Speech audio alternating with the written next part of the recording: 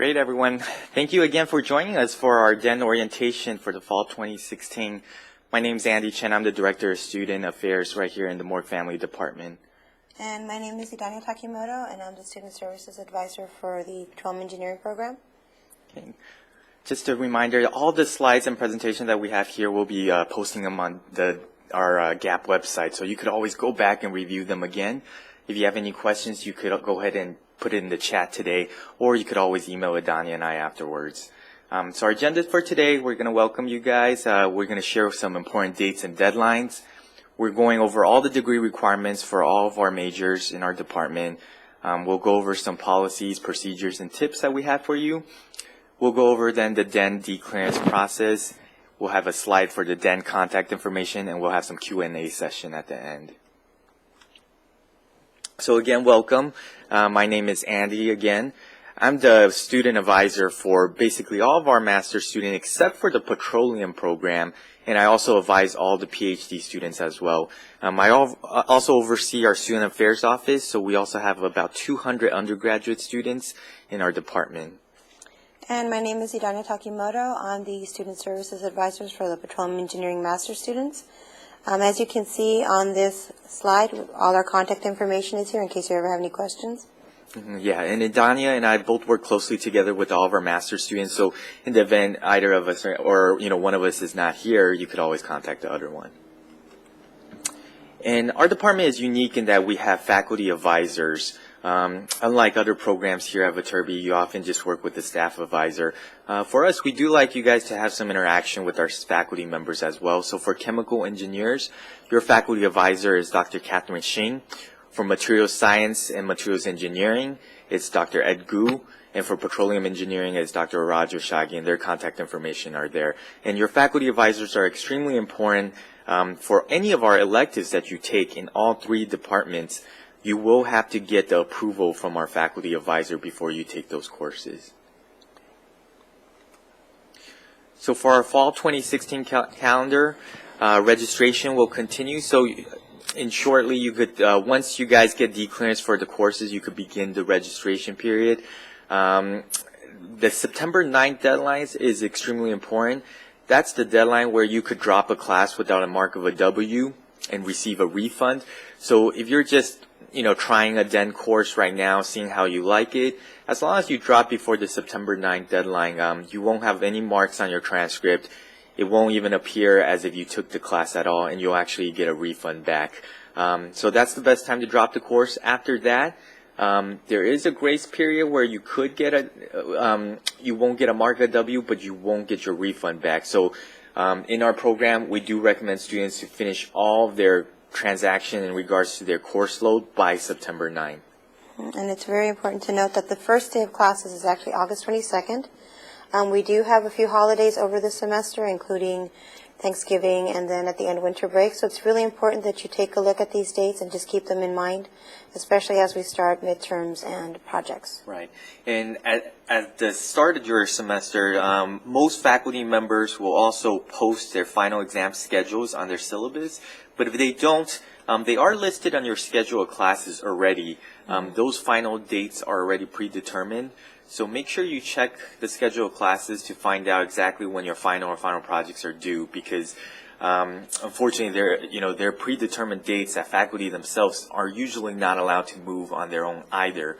So make sure you kind of work around that schedule. If you have work obligations, make sure you make those accommodations in advance. And just to clarify, when we say declearance, we mean department clearance, which is something that we'll cover in a little bit. These are some additional dates that you need to take in mind. Like we mentioned, the Thanksgiving recess. You'll see the last day of class is December 2nd. You have a few days in between the last day and finals for study days, and then the final exam week will begin. And November 11th is another important date right there on the schedule. It is the last day to drop a class with the mark of a W. Sometimes we have these situations, especially with some of our DEN students, where some sort of work obligations or traveling came up last minute and you're unable to avoid it. You're not able to take the final. You're not able to, complete the class. If that's the case, make sure if you drop your class before November 11th, you will get a W on your transcript. That stands for withdrawal, but at least it won't affect your GPA. So, rather than not taking the final and getting an F in the class, in those cases where something unexpected happens late, we do recommend you guys to drop the course by November 11th to get a W on your record. Now, students always ask us, is it bad to have a lot of W's on your transcript? It certainly isn't good, and we don't recommend that because, especially if you're applying for, further degrees, it's going to stand out.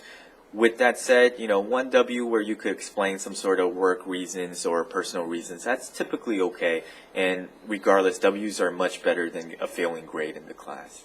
And we do recommend that you speak to either Andy or I or your faculty advisor before you make this decision, just to make sure that it's the best decision for you. Okay, so our program review, we're going to go over the Master of Science in Chemical Engineering first, and then we'll go over the Master of Science in Materials Engineering. Now, the Master of Science in Materials Science is not available on DEN, so we're not going to go over this because this is a DEN orientation. I will say, though, a lot of times students ask us, what's the difference between Materials Science and Materials Engineering? The department actually recognized the two degrees as the exact same. If you kind of know the history of material science, it's a fairly new program to study, and in the past there was somewhat of a difference where materials science was more theoretical work and materials engineering was more engineering hands-on work. Any program across the nation, that kind of difference designation is no longer applicable, but because we had this kind of historical multiple degrees, materials engineering, materials science, that's kind of why it still stays. Our PhD degree is materials science. We don't have a materials engineering PhD program. But again, if students ask us what's the difference between the two degrees, we actually say it's the same. And in fact, probably 96% of our student materials science / materials engineering students ultimately end up in the materials engineering program just because it's a little bit more flexible. It allows you to take an extra elective. Then we're going to go over Master of Science in Petroleum. Idan is going to go over the smart oil field and also the geoscience technologies. So to start off, for the Master of Science in Chemical Engineering, the requirement is 28 units, total 3.0 GPA overall. In order for you to avoid academic probation, you must always maintain above a 3.0 GPA, and you have to graduate with a 3.0 as well. 2.99, you will not graduate. So just keep in mind of the GPA and the performance. So that's really a B average. This doesn't really apply to most DEN students, but for anybody who doesn't have a chemical engineering background, you do have to take some deficiency courses. In your admissions letter, you will see whether or not you have to take those deficiency courses. We do have 1 unit seminar requirement that requires you to take 550A and 550B. For DEN students, you kind of have a choice. If you're a local DEN student, you can attend those seminars. 550A is 0 unit, 550B is 1 unit, and that gives you that fulfills that 1 unit requirement. For a lot of our other DEN folks that are not here locally, you could do a 590 directed research with Dr. Xing, and that fulfills that 1 unit requirement. In regards to directed research, just make sure that you're always in communication with Dr. Xing and that you are very clear about the deliverables that she expects you to have by the end of the semester.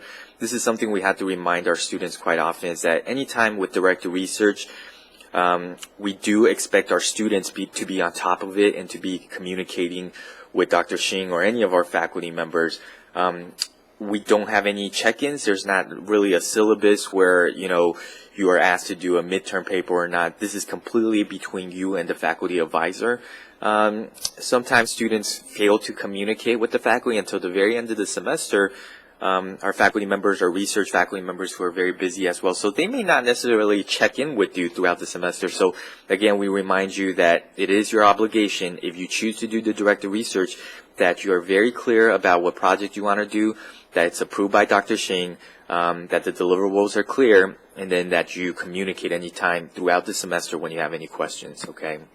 As far as the core requirements, we have 501, the modeling math class. We have thermal, viscous flow, mass transfer, kinetics, and heat transmission. you are required to take either 5 or 6 of the core classes.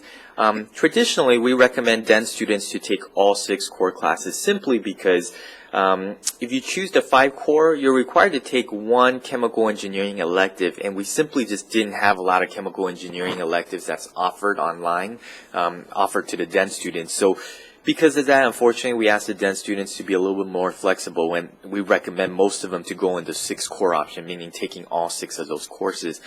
This fall, if you are interested though, we have Chemi 510.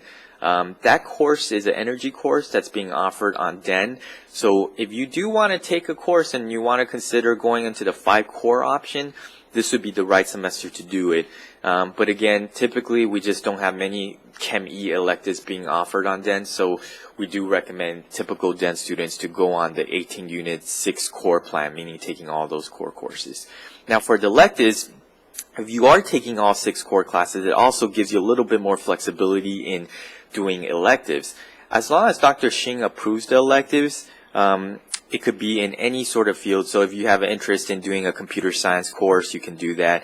If you want to take a petroleum course, so it gives you some flexibility. You don't have to have any sort of concentration. There's no thematic coverage that you need to choose with your electives, as long as it's 3 courses that's approved by Dr. Shing. But again, keep in mind, we do have our faculty advisors, so it's extremely important that these courses are approved by Dr. Shing.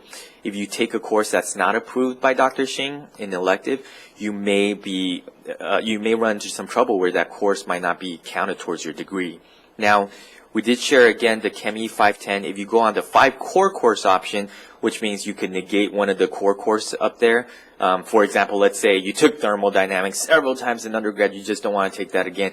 You could just take the other 5 core courses, skip out on the thermodynamics, but you do have to take 1 Chemi elective. So in that case, the only one that we offered this year is, again, the 510 this fall. So you could take that 510. Now, for the 3 pre-approved courses in a targeted area, that means you have to have a thematic area that you concentrate on. And again, just like the other electives, it has to be approved by Dr. Shing, okay?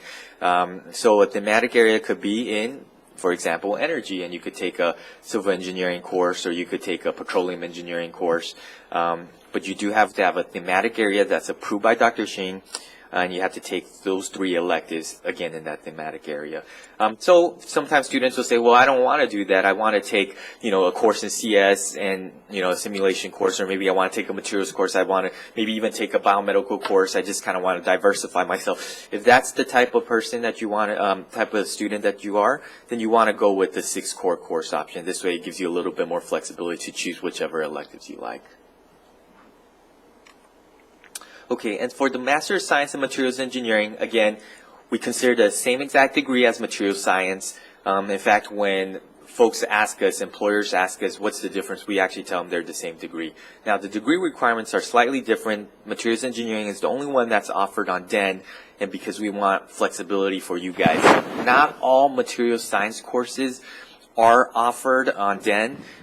So for example, solid state is a course that students ask us about. It's often not offered on DEN. It could be in the future, but at the moment it's not. So we do try to create some flexibility for you guys that are DEN students. You have to take a minimum of 18 units in material science. That's 6 courses. We call them core courses for materials engineering, but essentially what they are is any course that is material science or cross-listed as material science will count towards the core course. So the Christos class, Material Science 505, as long as it has MASC, that would be considered a core course, okay?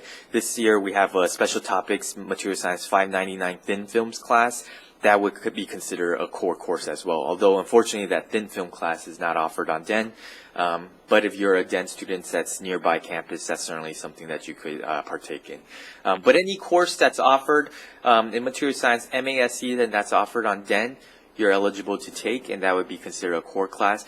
We do try to give you as many options, but again, our DEN selection kind of differs from semester to semester. Material Science 575 is a project-based class, simulation class taught by Priya Vishishta, Professor Vishishta, and that class is offered on DEN this semester as well. If you're interested in the next one, Material Science 576, that's slated to be taught in the spring, but you do have to take 575 in the fall first. So if you're interested in taking that course, certainly we recommend you to take that in the fall. Now, the remaining 9 units, that's electives for our materials engineering program, and you could take any 3 courses that are pre-approved. Now, Dr. Gu, unlike the chemical engineering department, Dr. Gu provides a list of pre-approved courses, and that's listed in the handbook that's in that link below. So you could go ahead and click on that and take any of those pre-approved elective courses, and that will be fine. Chemical engineers, remember, you have to check in with Dr. Shing. Even if it's been approved for another student, you still have to check in, okay? Because for Chem E, one course that's approved for one student may not be approved for another. Now, for materials engineering, we have this pre-approved list by Dr. Agu. So anytime you take any course in the pre-approved list for electives, you're set to go. So you kind of know how to work your schedule. If you ever encounter a new course or a course that you feel like is related to your work or related to the field that's not on the pre-approved list, you could always email Dr. Ed Gu. Again, his contact information is on our earlier slides. You could email him to see if he could approve that course. Make sure you copy me in all the emails, whether it's to Dr. Gu, Dr. Shing, and then for the petroleum folks, copy Idania for anything that goes to Dr. Shag. This way we could document it, kind of put in your student files, just so that when it's time for you to graduate, we have document proof for you that certain courses are approved or not. So I'm going to go ahead and start going over the Master's of Science in Petroleum Engineering programs. We have 3 degrees available. This first one is the General Petroleum Master's degree. It requires 27 units to graduate. That does not include 15 units of deficiency courses that are required for students who do not have a bachelor's in engineering. Like all our other degrees here at USC, you are required to have and maintain a 3.0 GPA during your studies and to graduate from the program. The core courses for our 3 programs are the same. The difference is, you'll see in the next slides, is that the other degrees require additional courses, usually an average of 4. Here you'll see that we have the 18 units that are required as the core courses. These are courses that cannot be waived. You will be taking them more than likely in this order. If you are taking deficiency courses, you can take these and electives along with the deficiency courses. It just has to be in the order that it's assigned by your faculty advisor, Dr. Shagi. So it's 18 units of core courses, 9 units of electives. You'll see that we have them all listed here, and you can actually go online and see a description of the courses, or you can email me and I can send you a description of each course. And then we also have the deficiency courses listed. This year we are doing something different. PTE 500 is a deficiency course that is really covering some basic math that's required for a program. We are going to schedule a test so that students have the option to see if they can pass the test and be waived. This is really the only course that we'll give an option to waive from. The next degree that we have is the Smart Oilfield Technologies degree, which is a 34-unit degree.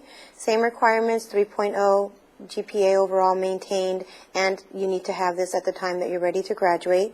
If you don't have a bachelor's in petroleum engineering, you will be required to do 15 units of deficiency. You'll see that there are 4 additional courses, 586, 587, 588, and 589 that are required for the program. These are courses that are very specific to the Smart Oilfield Technologies topic. You'll also only be required to complete an additional 4 units of electives, and that's something that you can talk to Dr. Shagi with to see where you're interested in what best fits your program. The last degree we have is the Petroleum Engineering Geoscience Technologies, which is also a 34-unit degree. Same core courses. The difference are listed at the top of the core courses, 502, 503, 504, and 505. As far as the electives, you also only need to complete 4 units, and the deficiencies are listed at the bottom. Okay, so we're going to go over some department policies and procedures and some tips. First, in regards to transfer credits, master's students are able to transfer up to 4 units if it's not applied to a previous degree. So we did have some students in the past that attended another university and took a couple of courses, and they left that university without receiving a master's degree. So for those students, we do allow you guys to transfer up to 4 units as long as it's not applied. Now, if you got a master's from another school and you want to transfer courses, we unfortunately won't allow that. In regards to changing majors, if you're interested in doing that, the first step is to come and talk to Adania and myself. In the Morgue Family Department, sometimes the procedure is a little bit easier in regards to if you're a materials science student or materials engineering student, you want to transfer to Chemi, because we work with internal faculty members, so it's a little bit easier to do that internally in Morgue. If you want to transfer to a different degree program, start talking to Adania and myself first, and then the next step would be to communicate with the advisors from the other department where you're trying to transfer your degree to. We do allow that to happen as well, but it's at the discretion of the departments that are going to accept you. Now, all of the courses you had to take is obviously all in Viterbi School of Engineering. Students sometimes ask us if they could take a seminar in chemistry department or in physics, and unfortunately we don't allow that. You certainly could take the course, it just won't count towards your degree requirement, and I don't believe that, and most of the times it wouldn't be on DEN anyways. Now again, it's very important, electives must always be approved by faculty advisor. So for petroleum, again, it's very clear what the electives are.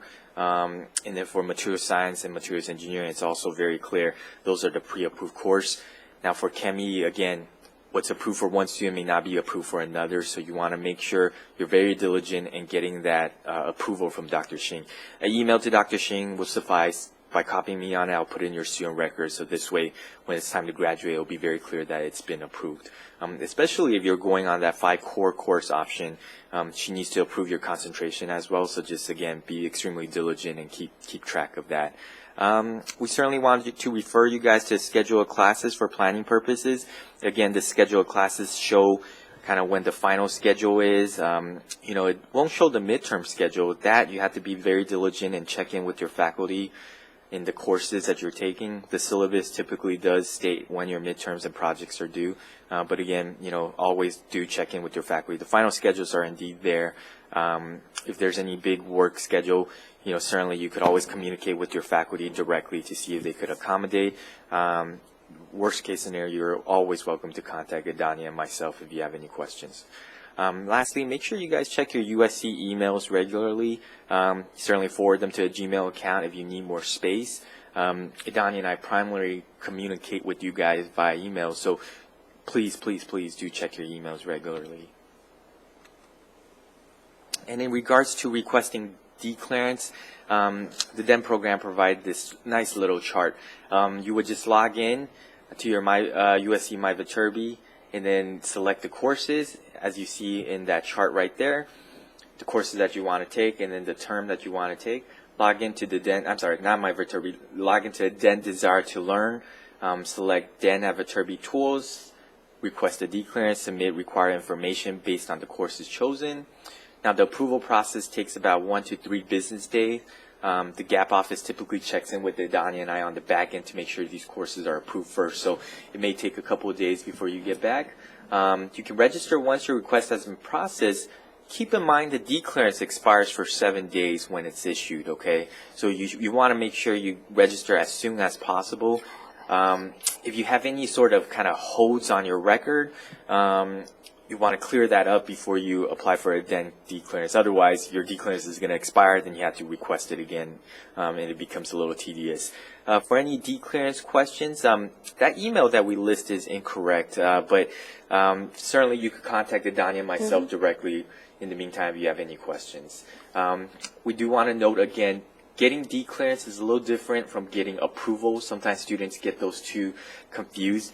Getting approval means that you are able to apply that towards your degree. Okay, so for example, if you chose a Chemi elective, Dr. Shing has to approve that elective, or Dr. Gu has to have that approved elective on the list. Now the D clearance, what we do is, it's a departmental clearance that we put on our courses so students can't get in. We don't want our on-campus students to start selecting, DEN classes when they're here on campus and blocking spaces from you guys. So the D clearance is what the GAP office and our department put so that we could reserve spots for our DEN students. So those two are different things. You have to get approval for classes. A lot of those courses are automatically approved. For example, if it's a core class like, thermodynamics, Chemi 530, that's already approved. You just have to get D clearance afterwards. And, if you have any questions about Desire to Learn and how to log in the training, make sure you bookmark the web page right there. The D2L username is your full USC email address. If you do not remember your password, go ahead and click on the Forget Your Password part. If you need any additional one-on-one training, there's a link that you could go to. And again, we'll post all these slides online as well for you to review. If you have any questions, so in regards to getting D clearance or support, here's the contact information. So again, I apologize, but the previous email on the bottom of that DEN slide is inaccurate. So Carolyn Suko is a former staff of ours, so please don't contact her. Her email is not active anymore. But please contact the GAP office. Here's their helpful information listed. If you have any questions or for some reason you're not getting the D clearance or the section that you need, feel free to contact any of our folks here. For exams, Shirley is a great staff member. She could assist you at denexams@usc.edu. If you need to contact the GAP advisor about, again, the policy procedures and D clearance, Patty is our wonderful GAP advisor that you could contact as well. And just to go over again, for the exams, we just want to remind you that since you are DEN students, if you're not local and you're not going to be coming to campus for your exams, you should be in contact with them exams as soon as possible to set up a proctor in your local area. As soon as you have the syllabus and you know the dates of the midterm and the final, then please start working with them to make sure that you have everything set and there's no more stress for you on getting something assigned at the last minute. They'll go ahead and make sure if there's not somebody in your HR who can proctor the exam for you, they'll find a local community college or testing center to work with you. Do we have any questions? You can go ahead and type them in and we'll answer them as they come in.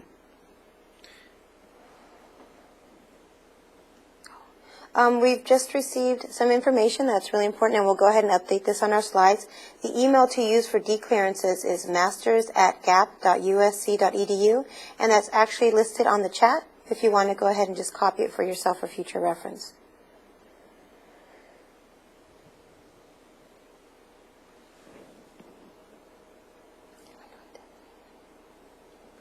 And again, just to note, Adani and I are extremely excited to have our DEN students join us for this fall. So, I know sometimes DEN students, unlike on-campus students, they don't have the luxury to network and meet other students in person. We certainly recommend you guys to be in touch with us. I have DEN students that even call me on a weekly basis to just check in about classes, how work is going. We certainly encourage you and Adani to do the same. If you are ever local for business or you're ever in the area, please call us. We would love to meet you guys in person. We'd love to chat with you. Our faculty advisors would love to meet you as well. So please do stay connected to us throughout the semester. If you ever have any questions, again, Adani and I are here for you. Please feel free to contact us anytime.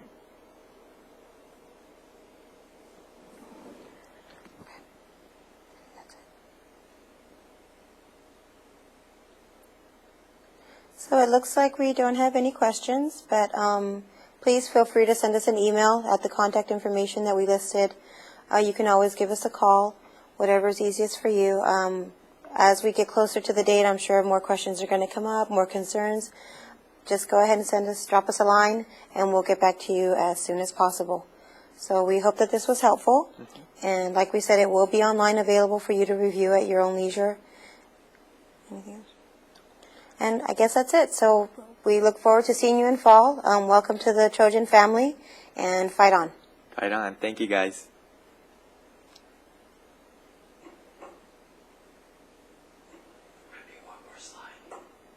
Oh.